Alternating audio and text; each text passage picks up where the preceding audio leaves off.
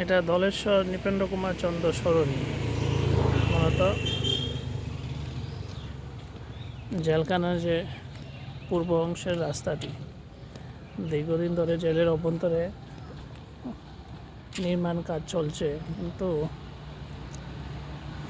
ভারী ভারী সিমেন্ট, ইট এবং বালি কিংবা রড বোঝাই গাড়িগুলি আসার কারণে রাস্তাটির অবস্থা অত্যন্ত সংকটাপন্ন। প্রতিদিন এখানে ছোটোখাটো দুর্ঘটনা লেগেই আছে। একটু সামনে গেলেই দেখতে পাবেন খানাখন্দে ভরে গেছে রাস্তাটা, কিন্তু না ঠিকাদারি সংস্থা, না পূর্ত দপ্তর কিংবা পৌর নিগম কর্মকর্তারা কেউ খুব বিশেষ নজর দিচ্ছেন বলে মনে হচ্ছে না। এবার দেখতে পাবেন রাস্তা কীভাবে খানাখন্দে ভরে আছে। প্রত্যেকটা দিন এখানে দুর্ঘটনা ঘটছে।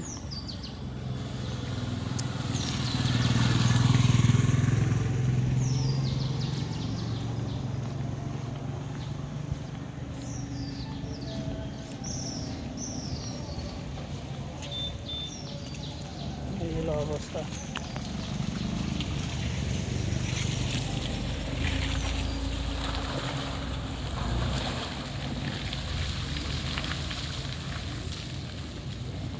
একটা শহরের রাস্তার দীর্ঘদিন ধরে এইভাবে কমেই খারাপ হচ্ছে, অথচ কর্মকর্তারা কেউ নজর দিচ্ছেন না।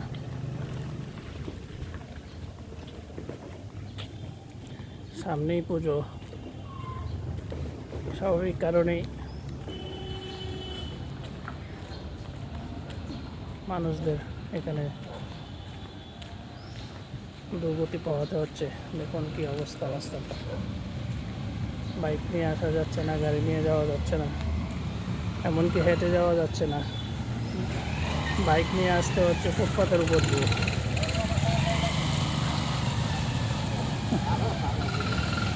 দেখুন কি অবস্থা রাস্তাটা। পৌর নিগমের 5 ফেটে জল বয়ে যাচ্ছে রাস্তার উপর দিয়ে।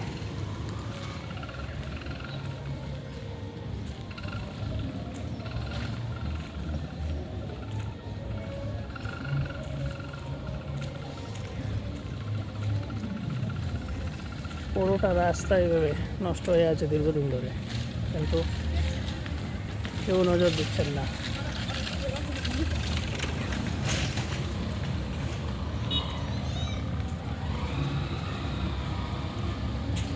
রীতিমতো পুকুর হয়ে গেছে একটা রাস্তা। আর কবে সম্বিত ফিরবে, দেখুন অবস্থা।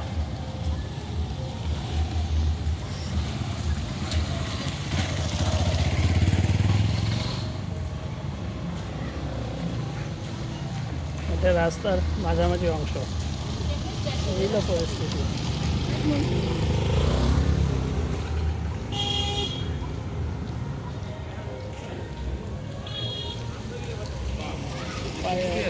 যাওয়ার পরিস্থিতি।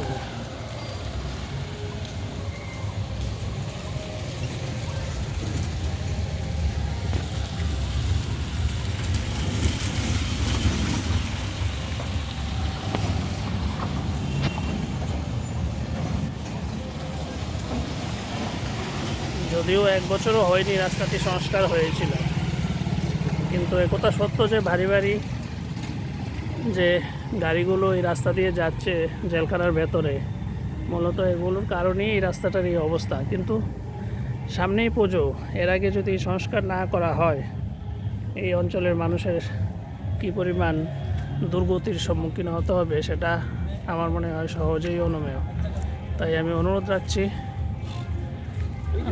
যারা দপ্তরের দায়িত্ববান কর্মকর্তারা রয়েছেন, বিশেষ করে সরকার বাহাদুরের নজরে আনতে চাইছি বিষয়টা।